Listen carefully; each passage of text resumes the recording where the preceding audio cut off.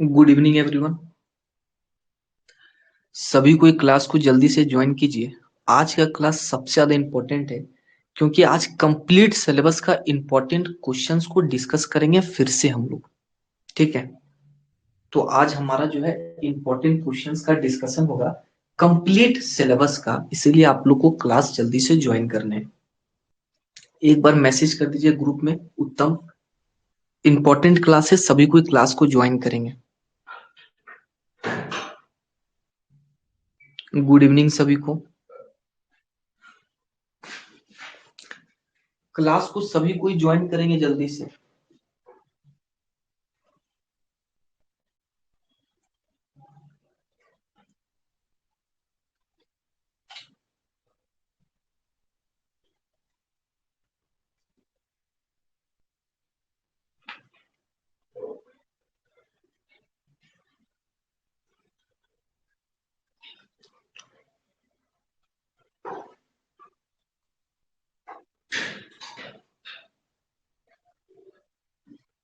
मेरा voice proper है जी, और बोर्ड अच्छे से दिखाई दे रहा है? एक बार आप लोग कंफर्म करेंगे।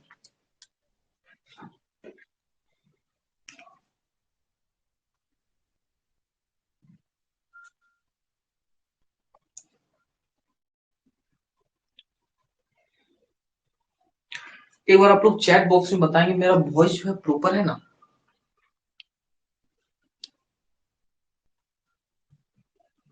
ठीक है, हम लोग क्लास को जो है स्टार्ट करते थे।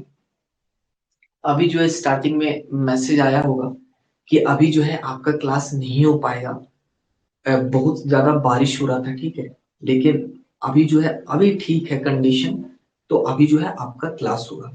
तो हमको लगता है बहुत सारा बच्चा जो है मैसेज पहले का देखा होगा, जिसके कारण क्लास जो है ज्वाइन नहीं कर रहा है। ठीक है, तो आज जो है हम लोग डिस्कस करेंगे पूरे कंप्लीट सिलेबस का, चाहे वो मैग्नेटिक सर्किट हो, सिंगल फेज ट्रांसफार्मर हो, थ्री फेज ट्रांसफार्मर हो, डीसी जनरेटर हो, अल्टरनेटर हो, पूरे कंप्लीट सिलेबस का हम लोग इंपॉर्टेंट क्वेश्चंस को जो है डिस्कस करेंगे। ठीक है, चैप्टर वाइज डिस्कस करेंगे कि कहाँ से न्यूमेरिकल आता है, कहाँ से आपका डेरिवेशन आएगा, कहाँ से डिफिनेशन लिखने के लिए आएगा, कहाँ से एमसीक्यू आएगा, कहाँ से कंस्ट्रक्शन आएगा, सारा जो है हम लोग ए टू जेड को जो है डिस्कस करते हैं। तो सबसे पहला जो चैप्टर है, सबसे आसान और सबसे पहला जो चैप्टर है वो है मैग्नेटिक सर्किट। ठीक है, हम लोग आते हैं, सबसे पहला चैप्टर मैग्नेटिक सर्किट। ठीक है, मैग्नेटिक सर्किट को जो है हम लोग देखते हैं। तो देखो, मैग्नेटिक सर्किट जो है सबसे आसान चैप्टर है, सभी कोई एग्जामिनेशन में पढ़ के जाना। कोई बच्चा मैग्नेटिक सर्किट को स्किप मत करना, सबसे आसान है। तो जो पहला चैप्टर है वो है मैग्नेटिक सर्किट। मैग्नेटिक सर्किट में क्या क्या पढ़ना है वो आप लोग को ध्यान से लिखना है। ठीक है, मैग्नेटिक सर्किट।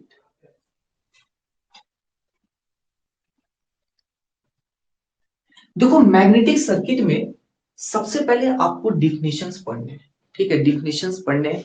जैसे आपसे पूछ लेगा कि मैग्नेटिक फ्लक्स क्या होता है, डिफिनेशन। ठीक है, क्या पूछेगा कि मैग्नेटिक फ्लक्स क्या होता है, ये सब पूछा गया एग्जाम में। बोल देगा कि मैग्नेटिक फ्लक्स क्या होता है। आपसे पूछ लेगा कि बताओ मैग्नेटिक फ्लक्स डेंसिटी क्या होता है। मैग्नेटिक फ्लक्स डेंसिटी क्या होता है। ठीक है, आपसे पूछ लेगा कि बताओ रिलक्टेंस क्या होता है। रिलक्टेंस क्या होता है। परमियंस क्या होता है। ठीक है, परमियंस क्या होता है। आपसे पूछ लेगा कि बताओ परमिबिलिटी क्या होता है। मतलब फर्स्ट चैप्टर में जितना भी डिफिनेशन है, आपको सारे डिफिनेशन को पढ़ने। परमिबिलिटी क्या होता है। तो पहला क्वेश्चन जो है आप लोग का एग्जाम में यही रहेगा कि आपको डिफाइन करना है। कोई भी जो है एक एक नंबर का जो है आपको डिफाइन करने के लिए दे देगा, कम से कम 4 से 5 आपको डिफाइन करने के लिए दे देगा। आपसे बोल देगा कि बताओ मैग्नेटिक फ्लक्स क्या होता है, मैग्नेटिक फ्लक्स डेंसिटी क्या होता है। आपको ऐसा यूनिट के साथ और आपको फॉर्मूला के साथ डिफाइन करना है। ऐसा क्वेश्चन आया है एग्जाम में। पूछ लेगा कि बताओ फ्लक्स डेंसिटी क्या होता है, परमियंस क्या होता है, परमिबिलिटी क्या होता है, मतलब डिफिनेशन से 100% है कि यहाँ से क्वेश्चंस आते हैं। और इसका ऐसा यूनिट और इसका जो है आपका फॉर्मूला, वो भी आपको, जैसे आप किसी भी चीज को डिफाइन कर रहे हैं तो आपको फॉर्मूला और आपका ऐसा यूनिट जो है लिखना कंपलसरी है। ठीक है, तो ये तो रहा आपका थ्योरी में। उसके बाद अगर बात करेंगे सर यहाँ से एमसीक्यू में कैसा क्वेश्चन पूछेगा, तो यहाँ से एमसीक्यू में एक क्वेश्चन वो पूछ लेगा कि permeance is analogous to, permeance किसके एनालॉगस है, ईएमएफ किसके एनालॉगस है, करंट किसके एनालॉगस है। ये एनालॉगस वाला जो है आपसे एग्जामिनेशन में पूछेगा। और अगर एनालॉगस वाला नहीं पूछेगा तो आपसे ऐसा यूनिट पूछेगा कि मैग्नेटिक फ्लक्स डेंसिटी का ऐसा यूनिट क्या होता है, परमियंस का ऐसा यूनिट क्या होता है, फ्लक्स का ऐसा यूनिट क्या होता है, एमएमएफ का ऐसा यूनिट क्या होता है। यहां से जो है आपसे क्वेश्चंस पूछे जाएंगे। उसके बाद यहां से जो है न्यूमेरिकल आने का कम चांसेस है, लेकिन जितना भी न्यूमेरिकल आपको क्लास में करवाया गया है आप न्यूमेरिकल पढ़ लेना। आपसे पूछ लेगा कि जो है एमएमएफ, कभी आपसे पूछ लेगा, कभी आपसे करंट पूछ लेगा। मतलब simple numericals on magnetic circuit, magnetic circuit का जो सिंपल न्यूमेरिकल है वो आपको पढ़ के जाने हैं, जो आपको क्लास नोट्स में करवाया गया है। तो पहला चैप्टर में आपको जो है इतना ही पढ़ना है, इससे ज्यादा आपको पढ़ने का नीड नहीं है। पहला चैप्टर में कोई डाउट है तो पूछ सकते हैं जी। पहला चैप्टर में अगर कोई किसी को कुछ पूछना है तो आप पूछ सकते हैं। तो पहला चैप्टर में इतना ही पढ़ना, इससे ज्यादा पढ़ने का नीड नहीं है। डिफिनेशन में पढ़ना कि मैग्नेटिक फ्लक्स क्या होता है, मैग्नेटिक फ्लक्स डेंसिटी क्या होता है, रिलक्टेंस क्या होता है, परमियंस क्या होता है, परमिबिलिटी क्या होता है, और इसका फॉर्मूला और इसका एसआई यूनिट। और सिंपल न्यूमेरिकल आपको पढ़ने मैग्नेटिक सर्किट से, जो आपको क्लास नोट्स में करवाया गया होगा। कम से कम 7 से 8 क्वेश्चंस होंगे, वही क्वेश्चंस को आपको बार बार प्रैक्टिस करने हैं। एग्जामिनेशन में जो है सिमिलर क्वेश्चंस ही पूछे जाएंगे। ठीक है, अब जो है दूसरा हम लोग चैप्टर आते हैं वो है हमारा एसी फंडामेंटल्स। देखो एसी फंडामेंटल जो है थोड़ा सा बड़ा चैप्टर है as compare to magnetic circuit. और एसी फंडामेंटल में क्या क्या पढ़ना है वो आपको जो है समझना है ध्यान से। ठीक है, तो दूसरा जो हमारा चैप्टर है वो है आपका एसी फंडामेंटल्स। वो क्या है, वो है एसी फंडामेंटल्स। तो एसी फंडामेंटल्स में ये आप लोग मान के चलो कि एग्जामिनेशन में एक क्वेश्चन एमसीक्यू आता है यहां से। एसी फंडामेंटल से एक क्वेश्चन एमसीक्यू जो है यहां से आएगा। क्या पूछेगा एमसीक्यू में, पूछ लेगा कि डीसी का फ्रीक्वेंसी जो है कितना होता है, एसी का फ्रीक्वेंसी इंडिया में कितना है, ये आपसे पूछ लेगा। नहीं तो पूछ लेगा कि फॉर्म फैक्टर जो है कितना होता है आपका जो है साइनसोइडल वेव का। नहीं तो पूछ लेगा स्क्वायर वेव का एवरेज वैल्यू क्या होता है, स्क्वायर वेव का आरएमएस वैल्यू क्या होता है। मतलब एवरेज और आरएमएस का, जैसे रेक्टेंगुलर का मतलब कि ट्राइंगल का लिखवाएंगे आप लोग को, स्क्वायर का लिखवाएंगे, सेमी सर्कल का लिखवाएंगे, तो वो सब आपको याद करना है। वहां से एक क्वेश्चन आपको पूछेगा एमसीक्यू में। याद रखना एग्जामिनेशन में कभी भी आपको आरएमएस वैल्यू और एवरेज वैल्यू फाइंड करने नहीं देता है ग्राफ का। तो यहां से सबसे पहले डिफिनेशन पूछता है। डिफिनेशन क्या पूछता है, सबसे पहले डिफिनेशन पूछ लेगा कि फॉर्म फैक्टर क्या होता है, पूछ लेगा कि पीक फैक्टर क्या होता है। ठीक है, पीक फैक्टर क्या होता है, पीक फैक्टर। पावर फैक्टर भी आपसे पूछ सकता है कि पावर फैक्टर क्या होता है फॉर्मूला में। एवरेज वैल्यू क्या होता है, एवरेज वैल्यू क्या होता है, आरएमएस वैल्यू क्या होता है। ये सब जितना भी छोटा छोटा डिफिनेशन है, यहां से जो है 2 से 3 जो है आपको क्वेश्चंस देखने को मिलेंगे। 1 मार्क्स का आता है, क्वेश्चन नंबर 1 में ही यही सब जो है आपको डिफाइन करने हैं। तो चाहे वो फॉर्म फैक्टर हो, चाहे वो पीक फैक्टर हो, आरएमएस वैल्यू क्या होता है, एवरेज वैल्यू क्या होता है, फॉर्म फैक्टर क्या होता है, ये सब का डिफिनेशन आपको अच्छे से जो है पढ़ के जाने हैं। कैसे फाइंड करना है वो एग्जाम में नहीं आता है, आपको डिफिनेशन सिर्फ पढ़ के जाना। पहला क्वेश्चन, और यहां से ही आपका एमसीक्यू जो है देखने को मिलेगा। दूसरा क्वेश्चन आपसे पूछ लेगा कि बताओ रेजोनेंस क्या होता है। आपसे पूछ लेगा कि रेजोनेंस क्या होता है और उसका जो है एप्लीकेशन एंड इट्स एप्लीकेशन। और आपसे जो है एप्लीकेशन पूछ लेगा। ठीक है, हम आप लोग को पढ़ाएंगे, जब आप नोट्स को ओपन करेंगे तो वहां पे पढ़ाएंगे कि रेजोनेंस किसको बोलते हैं, इसका कंडीशन क्या है, रेजोनेंस को कहाँ कहाँ यूज करते हैं। ये आपका थ्योरी वाला क्वेश्चन है, पढ़ के जाना, यहाँ से क्वेश्चंस आते हैं। तीसरा क्वेश्चन जो है वो आपसे ये पूछ लेगा कि जो है रजिस्टर का, इंडक्टर का और कैपेसिटर का आपको सिर्फ बेसिक एनालिसिस करना है। ऐसा क्वेश्चन आया एग्जाम में, बेसिक एनालिसिस। एग्जाम में पूछेगा कि right the basic analysis of register, inductor and capacitor. तो सबसे पहले रजिस्टर का आपको डायग्राम बनाना है, ठीक है। रजिस्टर का जो है आपको फेजर डायग्राम बनाना है कि वोल्टेज और करंट सेम फेज में होता है। पावर फैक्टर आपको लिखने होंगे, आपको ग्राफ बनाना होगा। तो ये जो है आपको पढ़ के जाना, ये थोड़ा सा आने का चांसेस कम होता है, ठीक है।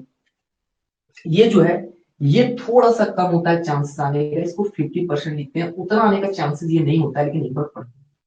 उसके बाद सबसे इंपॉर्टेंट है, वेरी इंपॉर्टेंट, वो आपको क्या करना है, सीरीज और पैरेलल सर्किट से, ठीक है। सीरीज एंड पैरेलल सर्किट, ठीक है। सीरीज, देखो ये सब हम एसी का बात कर रहे हैं, ठीक है। सीरीज एंड पैरेलल सर्किट का आपको जो है फेजर डायग्राम अच्छे से पढ़ के जाना है, क्योंकि यहां से न्यूमेरिकल आपको देखने को मिलेगी एग्जामिनेशन में, यहां से न्यूमेरिकल फिक्स है। सर न्यूमेरिकल कैसे करवाएंगे, तो क्लास में न्यूमेरिकल करवा दिया गया है, चाहे वो सीरीज सर्किट का हो चाहे वो पैरेलल सर्किट का हो। तो सीरीज और पैरेलल सर्किट का फेजर डायग्राम पढ़ लेना अच्छे से, वहां से कोई भी न्यूमेरिकल जो है आपके एग्जामिनेशन में आ सकते हैं। बस आपको एसी फंडामेंटल में इतना ही पढ़ना है, इससे ज्यादा आपको नहीं पढ़ना है। ये सारा का सारा जो है आपका एग्जामिनेशन में कितना ही पढ़ना है आपको एसी फंडामेंटल से। इन्हें कोई डाउट है कुछ एसी फंडामेंटल से, तो आप जो है पूछ सकते हैं। एसी फंडामेंटल में जो है इतना ही पढ़ना है। आज तो गजब ही हो गया जी। आज में जो है गर्ल्स में कोई भी ज्वाइन नहीं किया, बॉयज में जो सारा ज्वाइन किया है। Sir magnetic circuit and electric circuit में डिफरेंस भी पूछा जा सकता है क्या? नहीं, ये जो है नहीं पूछता ये सब, मतलब ये इंटरव्यू के लिए कि इलेक्ट्रिक सर्किट और मैग्नेटिक सर्किट में जो है क्या डिफरेंस है, ये सब आपसे नहीं पूछेगा। ये सब कभी नहीं पूछा आज तक एग्जाम में, आपसे इंटरव्यू में पूछेगा। सेमेस्टर एग्जाम की बात करें, सेमेस्टर में नहीं पूछता है। तो एसी फंडामेंटल में क्या पढ़ना है सर, सबसे पहले पढ़ना है डिफिनेशन कि फॉर्म फैक्टर क्या होता है, पीक फैक्टर क्या होता है, पावर फैक्टर क्या होता है, एवरेज वैल्यू क्या होता है, आरएमएस वैल्यू क्या होता है, इसका सर हमको पढ़ना है डिफिनेशन। न्यूमेरिकल पे नहीं जाना है, सिर्फ डिफिनेशन पढ़ना है, ठीक है। डिफिनेशन पढ़ना है और फॉर्मूला पढ़ना है। उसके बाद आपको जो है रेजोनेंस और उसका एप्लीकेशन जो है थ्योरी है, बस आपको थोड़ा सा थ्योरी समझ लेना और अपने लैंग्वेज में बना करके लिख देना, ठीक है। उसके बाद आपको रजिस्टर, इंडक्टर और कैपेसिटर का बेसिक एनालिसिस जो है आपको पढ़ के जाने हैं। उसके बाद series and parallel circuit, series RL circuit, series RC circuit, series RLC circuit, ये सब जितना भी सर्किट है आपको जो है फेजर डायग्राम अच्छे से प्रैक्टिस कर लेना, वहां से जो है न्यूमेरिकल आता है। तो ये रहा हमारा एसी फंडामेंटल का। अब जो है नेक्स्ट जो चैप्टर है वो है हमारा सिंगल फेज ट्रांसफॉर्मर। तो इतना आप लोग को पढ़ के जाना है। देखो न्यू सिलेबस है, ठीक है, न्यू सिलेबस है, तो आपको थोड़ा सा ज्यादा मेहनत करने हैं। फिर भी हम वैसे क्वेश्चंस को टारगेट कर रहे हैं जो क्वेश्चंस जेओटी में बार बार पूछा जाता है। ऐसे नहीं कि अपने मन से कोई भी क्वेश्चन बता रहे हैं, ऐसा कुछ भी नहीं है। हम अच्छे से एनालाइज किए हैं क्वेश्चन पेपर को, तब जाके आपको बता रहे हैं। आप तो बोलोगे कि सर सिलेबस तो इस बार चेंज किया है, तो आप कहाँ से एनालाइज किए? ये सब सारा जो है सीनियर का था थर्ड सेमेस्टर में। तो थर्ड सेमेस्टर का तो एग्जाम हुआ है ना जी, तो उस चैप्टर में क्या क्या क्वेश्चन पूछा गया उसको हम एनालाइज किए हुए, ठीक है। तीसरा आता है सिंगल फेज ट्रांसफॉर्मर। देखो सिंगल फेज ट्रांसफॉर्मर काफी आसान है और आपको मार्क्स भी दिलाएगा सबसे ज्यादा, और सबसे ज्यादा क्वेश्चन भी पूछा जाता है। सिंगल फेज ट्रांसफॉर्मर में अगर हम बात करें कि सर सिंगल फेज ट्रांसफॉर्मर में क्या क्या पढ़ना चाहिए हम लोग को, तो सबसे पहले ऐसा क्वेश्चन बताते हैं जो एग्जामिनेशन में 100% चांस है आने के, ठीक है, वही सब क्वेश्चन को डिस्कस कर रहे हैं। सिंगल फेज ट्रांसफॉर्मर में सर क्या क्या पढ़ना चाहिए? देखो सिंगल फेज ट्रांसफार्मर में सबसे पहले आपको जो है ट्रांसफार्मर का कंस्ट्रक्शन, वर्किंग प्रिंसिपल और ईएमएफ इक्वेशन पढ़ना है। ट्रांसफार्मर का कंस्ट्रक्शन, वर्किंग प्रिंसिपल और ईएमएफ इक्वेशन और ट्रांसफार्मर का इक्विवेलेंट सर्किट, ये सारा एग्जाम में पूछता है। ये आपको पहले में क्या पढ़ना है, कंस्ट्रक्शन पढ़ना है, ठीक है, कंस्ट्रक्शन, ये सब आप छोड़ नहीं सकते। वर्किंग प्रिंसिपल, वर्किंग प्रिंसिपल, ठीक है। उसके बाद आपका हो गया ईएमएफ इक्वेशन, आपको पढ़ने ईएमएफ इक्वेशन।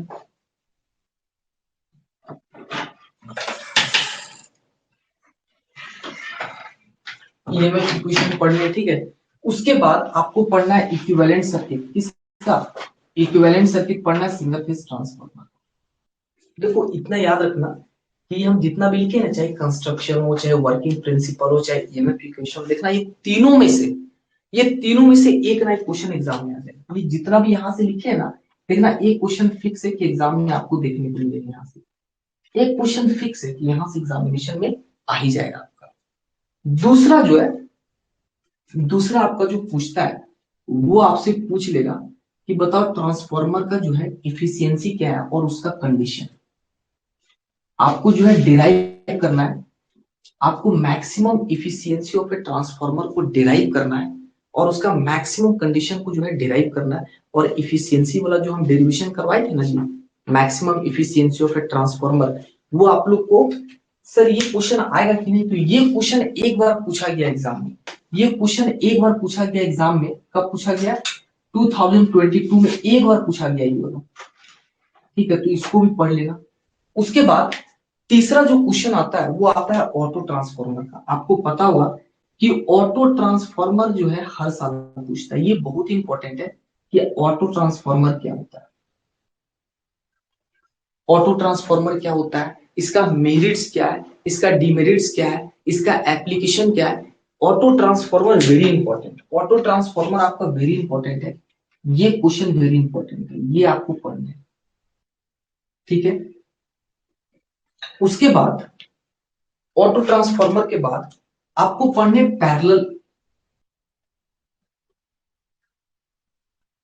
पैरेलल ऑपरेशन पढ़ने ट्रांसफार्मर के। देखो पैरेलल ऑपरेशन ट्रांसफार्मर का सिंगल फेज का भी पूछ सकता है एग्जाम में, नहीं तो थ्री फेज का भी पूछ सकता है। हम दोनों करवाए क्लास में, थोड़ा सा बस डिफरेंस है, तो आप लोग पढ़ लेना। पैरेलल ऑपरेशन एग्जाम में बहुत इंपॉर्टेंट है, बहुत ज्यादा इंपॉर्टेंट है। ये क्वेश्चन एग्जाम में बार बार रिपीट करेगा, ये क्वेश्चन एग्जाम में बार बार रिपीट करता है, पैरेलल ऑपरेशन ऑफ ट्रांसफार्मर। तो ये जो है आपको क्या करने हैं, पढ़ने हैं। उसके बाद शॉर्ट नोट्स आपको पढ़ने हैं। Short notes, short notes 8 marks का देता है, तो ध्यान रखना शॉर्ट नोट्स में एक क्वेश्चन जो है 100% फिक्स है टेस्टिंग से। बोल देगा टेस्टिंग ऑफ ट्रांसफार्मर में, बोल देगा कि write short notes open circuit test बोल देगा, नहीं तो शॉर्ट सर्किट टेस्ट बोलेगा, नहीं तो सैंपलर टेस्ट बोलेगा, नहीं तो आपका पोलैरिटी टेस्ट बोलेगा। ये चारों में से एक ना एक क्वेश्चन फिक्स है। अब कौन सा क्वेश्चन आएगा ये तो नहीं पता, लेकिन एक क्वेश्चन फिक्स है। कहां से? टेस्टिंग ऑफ ट्रांसफार्मर से एक क्वेश्चन आपको फिक्स है, testing of transformer. Testing of transformer से जो है एक क्वेश्चन आपका क्या है, फिक्स है। उसके बाद shell type and core type पढ़ लेना, एग्जाम में कभी आया नहीं है लेकिन पढ़ लेना। Shell type and core type, shell type and core type exam में कभी आज तक पूछा नहीं गया कि सेल टाइप ट्रांसफार्मर क्या होता है, कोर टाइप ट्रांसफार्मर क्या होता है। जैसे टोरॉइड ट्रांसफार्मर भी होता है, टर्सरी ट्रांसफार्मर भी होता है, पल्स ट्रांसफार्मर भी होता है, लेकिन ये सब आज तक कभी नहीं पूछा गया।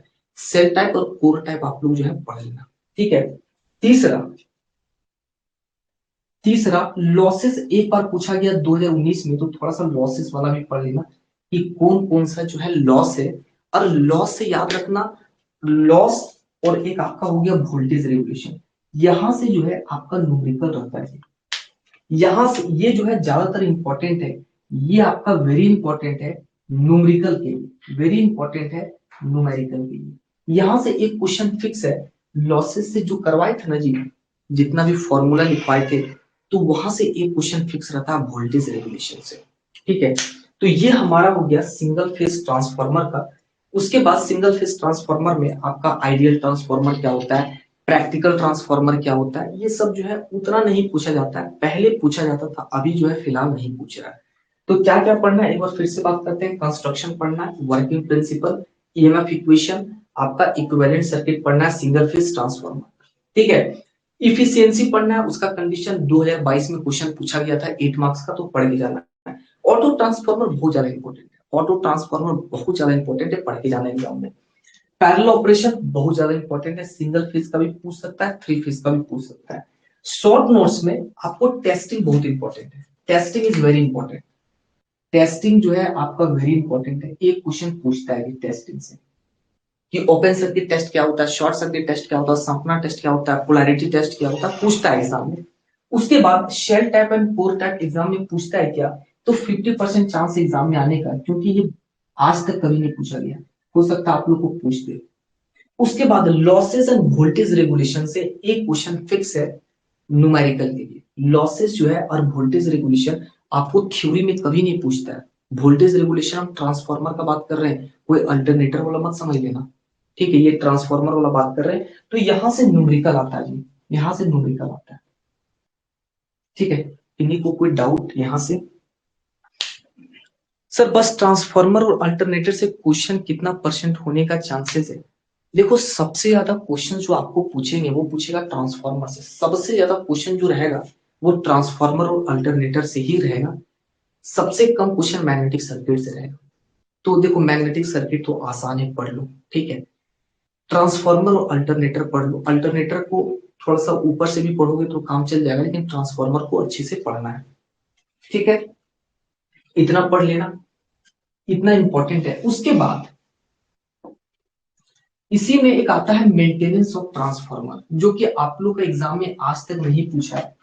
लेकिन देखो मेंटेनेंस ऑफ ट्रांसफार्मर जो है, मतलब ट्रांसफार्मर को हम लोग मेंटेन कैसे करते हैं, तो वो आपको पढ़ना है। एग्जाम में कभी पूछता नहीं है, लेकिन याद रखना अगर मेंटेनेंस आ गया, ठीक है, मेंटेनेंस जो है काफी आसान है, इसका नोट्स वगैरह हम सेंड कर देंगे, नहीं तो आप लोग पढ़ लेना यूट्यूब या गूगल से, सिर्फ रीड करोगे तो समझ में आ जाएगा। अगर मेंटेनेंस ऑफ ट्रांसफार्मर आया एग्जाम में, ध्यान से समझना, maintenance of transformer, maintenance of transformer, देखो अगर मेंटेनेंस ऑफ ट्रांसफार्मर आया एग्जाम में, तो सबसे पहले आप लोग को क्या करना है, डायग्राम बनाना है। सबसे पहले डायग्राम बनाना है। इसका मतलब हुआ कि सर मेंटेनेंस ऑफ ट्रांसफार्मर आएगा ना, तो ट्रांसफार्मर का ही कंस्ट्रक्शन पूरा लिख देना, आपको मार्क्स मिल जाएंगे। ट्रांसफार्मर का ही कंस्ट्रक्शन जो है पूरा लिख देना, आपको मार्क्स मिल जाएंगे। सिर्फ 2-4 पॉइंट जो है एक्स्ट्रा ऐड करना होगा, बाकी आपको सेम टू सेम करना है। अगर मेंटेनेंस ऑफ ट्रांसफार्मर अगर 8 मार्क्स का आया, कोई बच्चा पूरा कंस्ट्रक्शन अगर लिख के आ गया ना, तो भी उसको 6 मार्क्स मिलेंगे। तो याद रखना एकदम सिमिलर है इसका आंसर। तो मेंटेनेंस ऑफ ट्रांसफार्मर में आपको कंस्ट्रक्शन पूरा सेम टू सेम कॉपी कर देना है, ठीक है। उसके बाद एक आपको बोले कि टर्सरी ट्रांसफार्मर जो है, एक आपका टर्सरी ट्रांसफार्मर, ये सबका नोट्स हम सेंड किए हैं, आप वहां से देख लेना। टर्सरी ट्रांसफार्मर, पल्स ट्रांसफार्मर, ठीक है, सीटी मतलब करंट ट्रांसफार्मर, सीटी and PT current transformer and potential transformer, और टोरॉइड ट्रांसफार्मर, ये सब का आने के एग्जामिनेशन में एकदम ना के बराबर में चांस है, ठीक है, बहुत ही कम चांस एग्जामिनेशन में आने के। लेकिन टर्सरी ट्रांसफार्मर क्या होता है, बहुत ही सिंपल है। पल्स ट्रांसफार्मर क्या होता है, इसका नोट्स हम आप लोग को सेंड कर चुके हैं, सिर्फ पढ़ोगे ना तो समझ में आ जाएगा, इसमें कोई भी ईएमएफ इक्वेशन नहीं है, डायग्राम भी काफी सिंपल है, वहां से पढ़ लेना कि जो है पल्स ट्रांसफार्मर क्या होता है, टर्सरी ट्रांसफार्मर क्या होता है, ठीक है। तो ये जो है अगर आप नेग्लेक्ट भी कर दोगे इसको तो भी आपका काम चलेगा, 50% एग्जाम में आने का चांसेस है, बहुत कम है। ये जो है नहीं भी पढ़ोगे तो काम चल जाएगा, एक बार सिर्फ ऊपर ऊपर से आप जो है इसको देख लेना, ठीक है। Sir EMF equation of transformer से न्यूमेरिकल रहेगा क्या? देखो ईएमएफ इक्वेशन ऑफ ट्रांसफार्मर से जो न्यूमेरिकल नहीं आएगा, न्यूमेरिकल आता है लॉसेस से। ईएमएफ इक्वेशन ऑफ ट्रांसफार्मर से न्यूमेरिकल आने का चांसेस नहीं है, ठीक है। अब आते हैं डीसी जनरेटर। देखो डीसी जनरेटर में आप लोग के सिलेबस के अकॉर्डिंग अगर बात करें तो बस प्रिंसिपल कंस्ट्रक्शन वर्किंग प्रिंसिपल ही आपको पढ़ने हैं। डीसी जनरेटर आते हैं, नेक्स्ट जो हमारा चैप्टर है वो है डीसी जनरेटर। डीसी जनरेटर, तो डीसी जनरेटर में आपको जो है कंस्ट्रक्शन और वर्किंग प्रिंसिपल आएगा, ठीक है। कंस्ट्रक्शन आपको डायग्राम बनाने, construction and working principle, construction and working principle, तो डायग्राम बना के और आपको पूरे एक्सप्लेन करने, ठीक है। देखो एक चीज हमेशा यहाँ पे ध्यान देना, डीसी जनरेटर जो है एक बहुत ही बड़ा मशीन का टॉपिक है, ठीक है। अगर डीसी जनरेटर की बात करें तो पूरे इलेक्ट्रिकल मशीन में सबसे बड़ा चैप्टर इसी को माना है। अगर सपोज क्वेश्चन पेपर अगर कोई बना रहा है और अगर किसी टीचर को नहीं मालूम है कि डीसी जनरेटर का सिर्फ वर्किंग प्रिंसिपल दिया हुआ है सिलेबस में, और सपोज वो जो है एडवांस क्वेश्चन पूछ दे, तो बस आप लोगों को क्या करना, वर्किंग प्रिंसिपल कंस्ट्रक्शन ही छाप के आ जाना, वहां से भी आपको नंबर मिलेंगे। ठीक है, देखो सिलेबस में यही दिया है। अगर हम बात करें तो सिलेबस में सिर्फ कंस्ट्रक्शन दिया है और आपका वर्किंग प्रिंसिपल दिया है।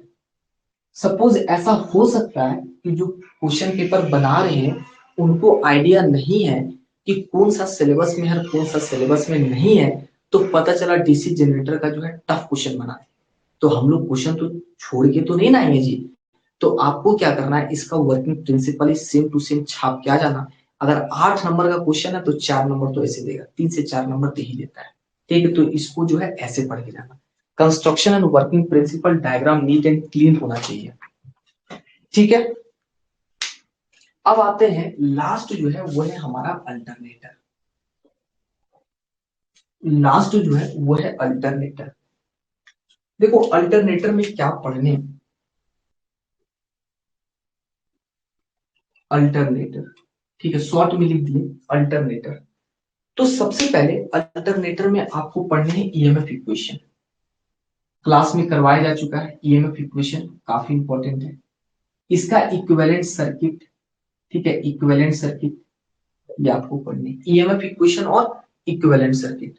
उसके बाद दूसरा जो है आपको सैलिएंट पोल और नॉन सैलिएंट पोल, ठीक है, सिलिंड्रिकल रोटर और आपका सैलिएंट, उसी को बोलते हैं salient pole and non salient pole. देखो सैलिएंट पोल और नॉन सैलिएंट पोल का कंस्ट्रक्शनल फीचर्स आपको पढ़ के जाने हैं डायग्राम के साथ। नॉन सैलिएंट पोल का डायग्राम के साथ, विद डायग्राम। सैलिएंट पोल और नॉन सैलिएंट पोल का सबसे पहले आपको डायग्राम बनाना है। डायग्राम को जो है पेंसिल से बनाना, पूरा लेवल करना डायग्राम को। उसके बाद आपको पॉइंट वाइज जो है आपको लिखने हैं। और अगर डिफरेंस पूछेगा तो आपको डिफरेंस की तरह लिखना है, और अगर आपको जो है पैराग्राफ में पूछेगा तो पॉइंट वाइज जो है आपको बना के लिखने हैं। अगर ये 8 नंबर का क्वेश्चन आता है तो उस हिसाब से लिखना। 4 नंबर का आएगा तो पॉइंट थोड़ा सा कम भी लिखोगे तो चलेगा। ठीक है, तीसरा जो है सबसे ज्यादा जो इंपॉर्टेंट है वो आपसे पूछ लेगा कि हम लोग जो है टेस्टिंग जो करते हैं, ठीक है, अल्टरनेटर का जो टेस्टिंग होता है उसको बोलते हैं टेस्टिंग ऑफ अल्टरनेटर, मतलब ओपन सर्किट कैरेक्टरिस्टिक। तो इसका जो है ग्राफ कम से कम जरूर पढ़ के जाना, इसका ग्राफ अच्छे से ड्रॉ करने आना चाहिए। ओसीसी एंड आपका एससीसी का कम से कम आप जो है ग्राफ को जरूर पढ़ के जाना। ग्राफ आपको बनाने के लिए देगा, वेरी इंपॉर्टेंट है, इसको ग्राफ को पढ़ के जाना है। ठीक है, और चौथा जो है वो जो है सबसे ज्यादा इंपॉर्टेंट है, वो पूछ लेगा कि बताओ वोल्टेज रेगुलेशन क्या होता है एंड इट्स मेथड्स, और एक्सप्लेन करना है डिफरेंट मेथड्स को, कि बताओ ईएमएफ मेथड क्या होता है। और ये हम आपको 100% गारंटी के साथ बोलते हैं। देखना यहाँ ये दोनों में से एक क्वेश्चन फिक्स है जी, ये दोनों में से एक क्वेश्चन फिक्स है। और यहां से या तो ईएमएफ इक्वेशन पूछेगा या तो salient pole and non salient pole आपसे जो है पूछा जाएगा। देखो इसमें जो है आपका यहां से एक आपका क्वेश्चन भी रहेगा, सैलिएंट पोल और नॉन सैलिएंट पोल से आपका जो है एक एमसीक्यू रहता है। Salient pole and non salient pole बोल देगा ऐसा कौन सा मशीन है जिसमें पोल का संख्या कम होता है, जिसमें पोल का संख्या ज्यादा होता है, किसको बोलते हैं टर्बो अल्टरनेटर, किसको बोलते हैं हाइड्रो अल्टरनेटर। ये सब आपसे पूछ लेगा कि डी एक्सिस में फ्लक्स मिनिमम होता है कि मैक्सिमम होता है, डी एक्सिस में रिलक्टेंस मिनिमम होता है कि मैक्सिमम होता है। नहीं तो आपसे वोल्टेज रेगुलेशन में ये पूछ लेगा कि वोल्टेज रेगुलेशन में 4 मेथड दे देगा, आपसे पूछ लेगा कि इसमें से पैसिमिस्टिक मेथड कौन सा है, ऑप्टिमिस्टिक मेथड कौन सा है, सबसे ज्यादा एक्यूरेट मेथड कौन सा है, ये आपसे पूछ लेगा। अगर ये एमसीक्यू में नहीं पूछेगा तो ये तो 100% है, पूछ लेगा कि ओसीसी जो है किसके किसके बीच में प्लॉट करते हैं, ओसीसी जो है किसके किसके बीच में प्लॉट करते हैं, शॉर्ट सर्किट कैरेक्टरिस्टिक्स किसके किसके बीच में प्लॉट करते हैं, यहां से एमसीक्यू क्वेश्चंस आते हैं। ठीक है, आपको जो है वोल्टेज रेगुलेशन का चारों मेथड अच्छे से पढ़ के जाना है, चाहे वो ईएमएफ मेथड हो, एमएमएफ मेथड हो, जेडपीएफ मेथड हो, एएसए मेथड हो, चारों पढ़ के जाना। देखना चारों में से एक ना एक क्वेश्चन एग्जामिनेशन में देगा। तो ये जो है हमारा कंप्लीट होता है अल्टरनेटर। और लास्ट में लास्ट में आप डिफिनेशन पढ़ लेना कि पिच फैक्टर क्या होता है, ठीक है, पिच फैक्टर क्या होता है, डिस्ट्रीब्यूशन फैक्टर क्या होता है, और याद रखना डिस्ट्रीब्यूशन फैक्टर से न्यूमेरिकल पढ़ के जाना, केडी से। केडी जो है आपका वेरी इंपॉर्टेंट है, ये केडी जो है आपका वेरी इंपॉर्टेंट है न्यूमेरिकल पॉइंट ऑफ व्यू से। केडी जो है डिस्ट्रीब्यूशन फैक्टर का न्यूमेरिकल जरूर पढ़ के जाना, जो हम क्लास में करवाएं, यहां से जो है आपको न्यूमेरिकल जो है करके जाना है। केडी डिस्ट्रीब्यूशन फैक्टर जो है कैसे फाइंड करते हैं, तो यहाँ पे पूरा कंप्लीट एनालिसिस होता है इंपॉर्टेंट क्वेश्चंस के, ठीक है। यहाँ पे पूरा कंप्लीट एनालिसिस हो गया और हमारा सिलेबस भी पूरा ऑलरेडी फिनिश है। उसके बाद आपका जो है थ्योरी क्वेश्चंस भी हो चुका है, न्यूमेरिकल क्वेश्चंस भी हो चुका है, सारा प्रैक्टिस भी करवा दिए। और बात रहा एमसीक्यू का, तो एमसी जो है एमसीक्यू डेली जो है आपके व्हाट्सएप ग्रुप में कम से कम 4-4 से 5-5 क्वेश्चन हम प्रैक्टिस करवाएंगे, एमसीक्यू के लिए टेंशन नहीं लेना है, ठीक है। तो यहाँ पे जो है हमारा कंप्लीट होता है पूरा कंप्लीट सिलेबस। और अगर एक दो टॉपिक अगर आपको लग रहा है कि सर नहीं हुआ है, तो वो जो है थ्योरी ही होगा, वो आपको हम पर्सनली बता देंगे, उसके लिए टेंशन नहीं लेना है। नहीं तो ग्रुप में जो है हम आपको सेंड कर देंगे। आपको डेली जो है आज से ही डेली जो है आपको प्रैक्टिस करने है, सारा हमारा जो है कंप्लीट हो चुका है, ठीक है। तो क्लास को जो है सर ईएमएफ और किन्हीं को कुछ पूछना है तो पूछ सकते हैं। और आपका जो है कल से कल से आपका क्लासेस ऑफ रहेंगे, ठीक है, कल से आपका क्लासेस ऑफ रहेंगे।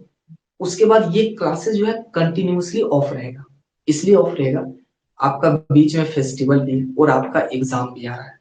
तो एग्जाम के टाइम में जो है आपको जो है डिस्टरबेंस नहीं करेंगे, आपको जो है सिलेबस कंप्लीट हो चुका है, रिवीजन भी करवा दिए, इंपॉर्टेंट क्वेश्चंस भी करवा दिए, आपको डेली प्रैक्टिस करने हैं।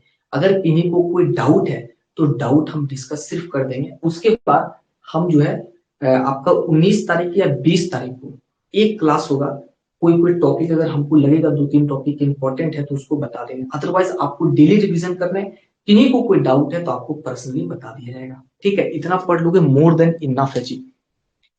तो आपका जो है कल से क्लासेस जो है नहीं रहेगी, अब आपको जो है डेली रिवीजन करना है। अगर आपको लगे कि सर हमारा पढ़ाई नहीं हो रहा है, हम जो है मोटिवेट नहीं रह पा रहे, पढ़ने का मन नहीं कर रहा है, तो गूगल मीट में जो है आप लोग को मीटिंग लेके आप लोग से पूछ लिया जाएगा कि आप लोग पढ़ाई कर रहे हैं कि नहीं कर रहे हैं, या क्या अभी जो है चल रहा है, पढ़ रहे हैं कि नहीं पढ़ रहे हैं। तो गूगल मीट में मीटिंग लिया जाएगा और वहां पे आपको मोटिवेट किया जाएगा कि आप लोग जो है रेगुलर पढ़ाई करते रहना। यहाँ पे हम जितना लिखे ना, एक सिंगल टॉपिक ऐसा नहीं है जो कि हम आप लोग को नहीं बताए, एक ऐसा सिंगल टॉपिक नहीं है जो आप लोग को नहीं बताया या न्यूमेरिकल नहीं करवाए। ये डिस्ट्रीब्यूशन फैक्टर है, इसका भी न्यूमेरिकल करवाएं, वोल्टेज रेगुलेशन वाला भी करवाएं, ओसीसी एससीसी भी करवाएं, सैलिएंट पोल नॉन सैलिएंट पोल ये सब भी करवाया गया है, ईएमएफ इक्वेशन भी करवाएं, आपका जो है इक्विवेलेंट सर्किट ऑफ अल्टरनेटर ये भी आपको करवाया गया। अब आपको daily practice practice practice practice करनी है।